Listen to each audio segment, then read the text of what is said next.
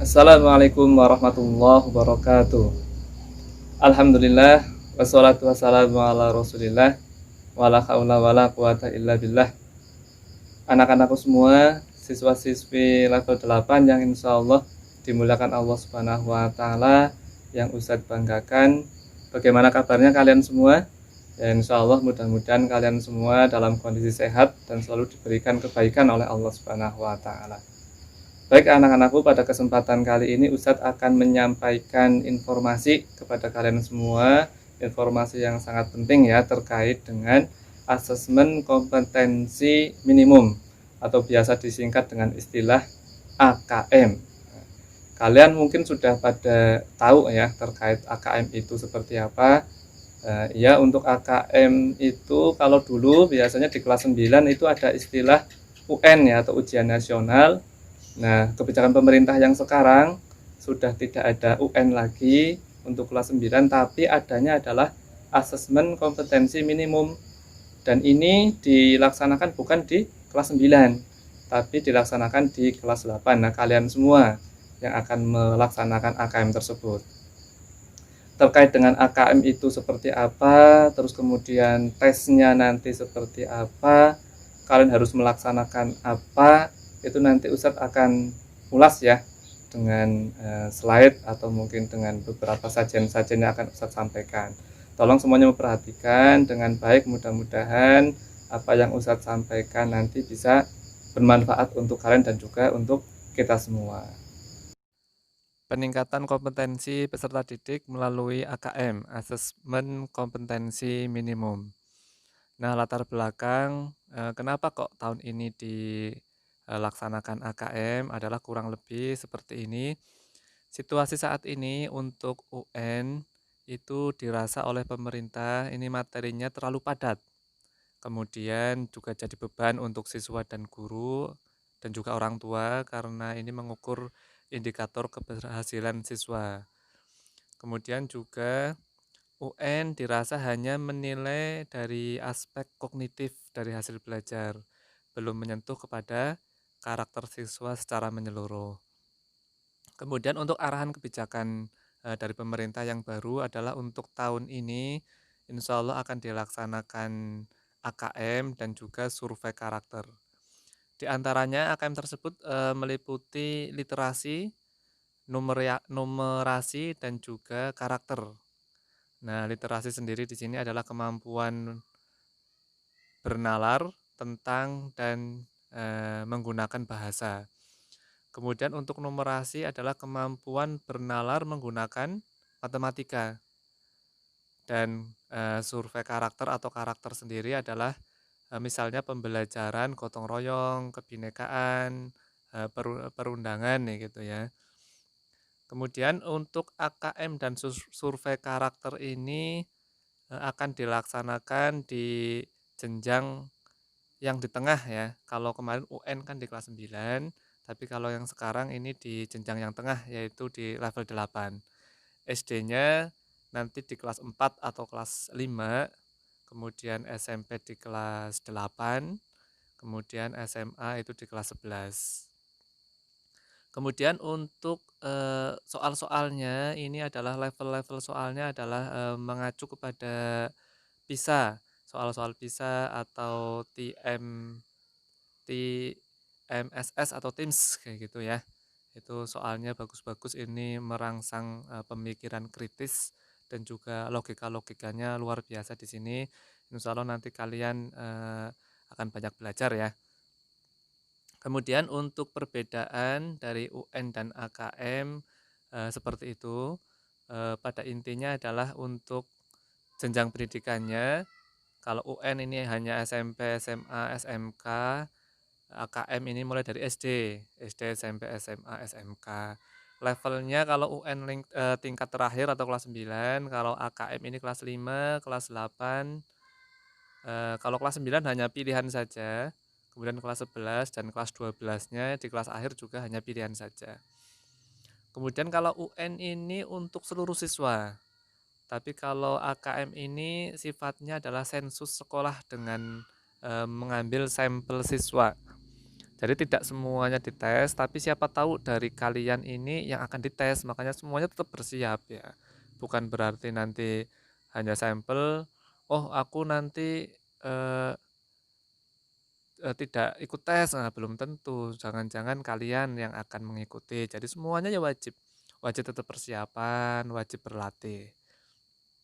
Kemudian untuk tesnya sendiri, kalau UN ada 4 mapel ya, jadi ada 4 hari. Kalau AKM ini kan ada AKM dan survei karakter. Jadi dilaksanakan selama 2 hari.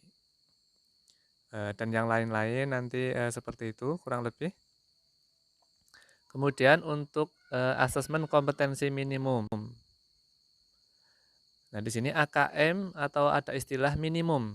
Minimum berarti mengacu pada tidak semua konten di dalam kurikulum ini diteskan ya. Jadi di materi-materi yang kalian peroleh itu tidak semuanya itu berarti akan keluar semua.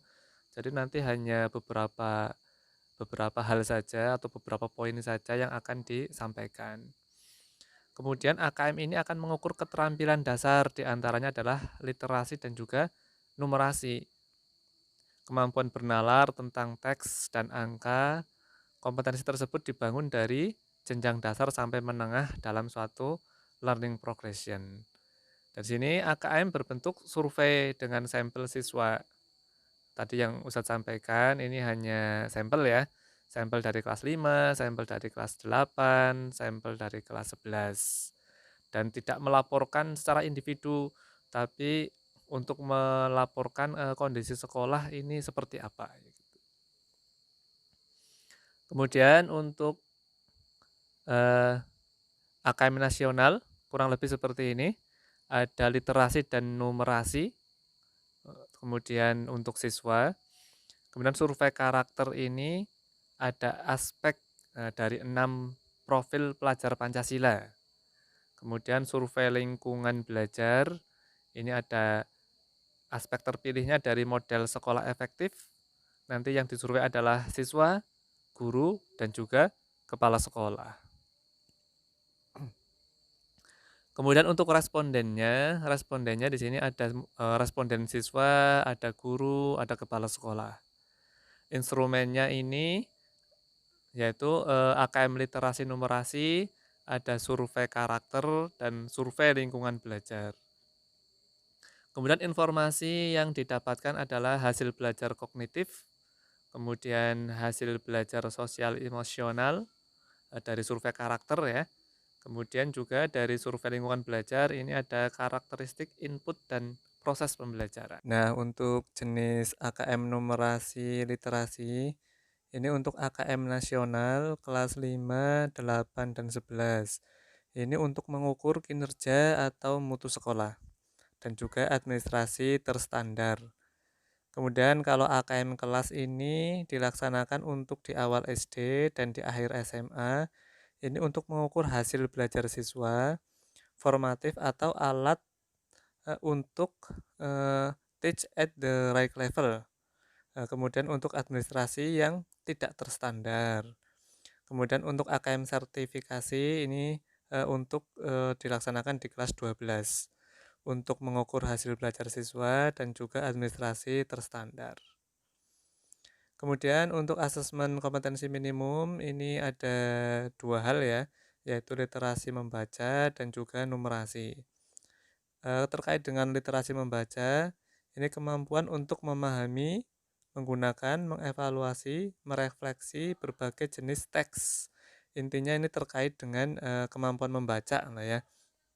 Kemudian kalau yang numerasi ini terkait dengan perhitungan-perhitungan, yaitu terkait dengan kemampuan menggunakan konsep, prosedur, fakta, dan yang lain yang berhubungan dengan perhitungan matematika, biasanya seperti itu. Kemudian untuk tema Sustainable Development Goals ya, ini dasar kenapa kok diadakan AKM, ini arahannya adalah seperti ini. Biar anak-anak semuanya adalah generasi mendatang ya. Ini adalah tujuan dari pembangunan berkelanjutan yang dicanangkan oleh pemerintah. Di antaranya adalah penuntasan dari kemiskinan, ini nomor satu. Nomor dua ini tidak ada yang kelaparan ya, atau penuntasan pangan. Kemudian kesehatan yang baik, kemudian ada kualitas pendidikan yang bagus, kemudian ada kesetaraan gender antara laki-laki dan perempuan. Kemudian yang nomor 6 ini ada apa ini? Air bersih dan juga sanitasinya. Kemudian terkait dengan energi,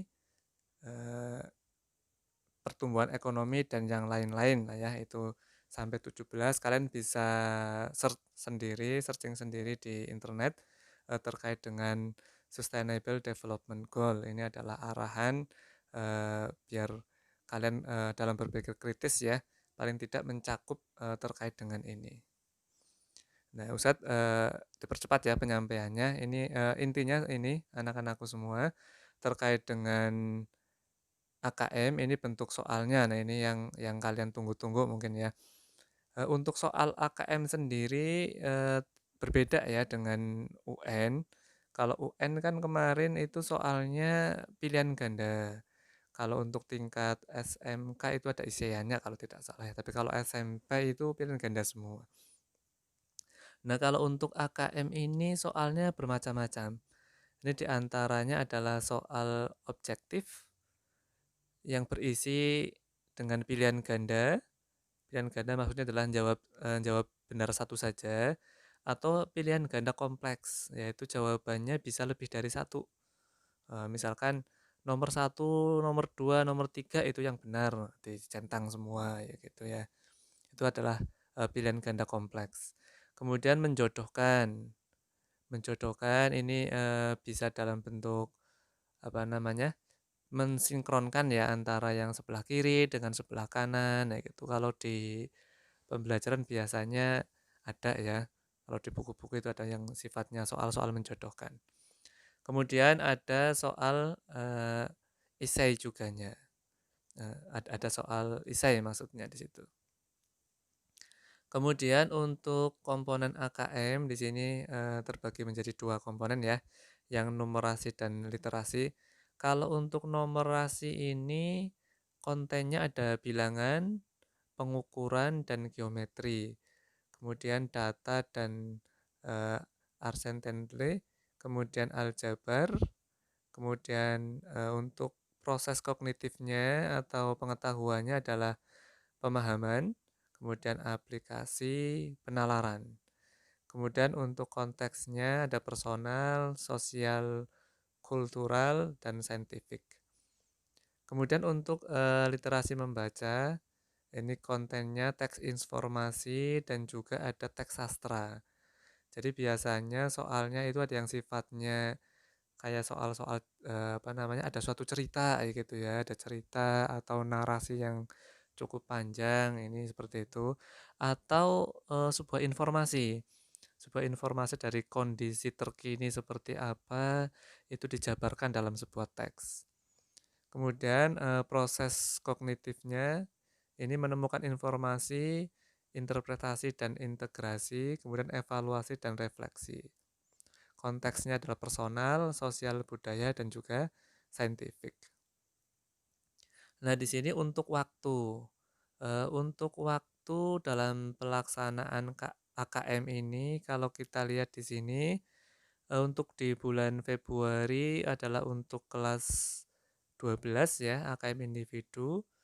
Kemudian bulan Maret 2021 ini AKM nasional survei karakter dan juga lingkungan belajar di kelas 11. Nah, ini yang untuk SMP ini di minggu kedua bulan April 2021, ini wacananya ya. Bisa jadi ini nanti berubah, tidak harus di tanggal itu. Bisa maju atau mungkin malah di tanggal itu. Ini untuk kelas 8, ini untuk AKM nasional survei karakter, survei lingkungan belajar, ini di minggu kedua bulan April 2021. Baik, anak-anakku semua, itu tadi penjelasan dari Ustadz terkait dengan AKM, kurang lebih seperti itu. Meskipun tadi hanya global ya, garis besarnya saja yang Ustadz sampaikan, silakan kalian bisa mencari-cari sendiri, searching-searching sendiri di internet terkait dengan sistem AKM seperti apa, soal-soalnya juga silakan dicari ya, dipelajari, kemudian latihan-latihannya biar kalian semakin bagus, semakin pinter, semakin sukses. Seperti itu. Nah, dari Ustadz dan Ustadzah insya Allah juga akan membuat program lah ya untuk menunjang keberhasilan kalian terkait dengan AKM. Nanti akan ada teknis program-program yang akan kita sampaikan. Nanti dari wali kelas mungkin akan menyampaikan beberapa hal untuk latihan-latihan AKM seperti apa. Mungkin nanti akan ada pembiasaan ya, pembiasaan latihan-latihan di dalam mapel biar kalian terbiasa dengan soal-soal literasi, soal-soal numerasi, soal-soal pemahaman, analisa dan sebagainya, biar kalian semakin terbiasa. Mudah-mudahan dengan terbiasa itu kalian semakin mudah dalam mengikuti AKM tersebut. Nah, kemudian dari Asatidzah juga insya Allah akan membantu kalian. Tenang saja, pokoknya kita akan bantu semaksimal mungkin dari sekolah, dari ustadz-ustadzah. Yang penting kalian tetap ikuti program-program dari sekolah dengan baik, kemudian laksanakan apa saja yang sudah kita terapkan ya gitu ya untuk kalian semua. Insya Allah kita akan selalu membimbing kalian mudah-mudahan, dan banyaklah belajar anak-anakku semua. Demikian yang Ustadz sampaikan, mudah-mudahan bermanfaat. Mohon maaf barangkali ada hal yang tidak pas yang Ustadz sampaikan. Terima kasih untuk perhatiannya. Assalamualaikum warahmatullahi wabarakatuh.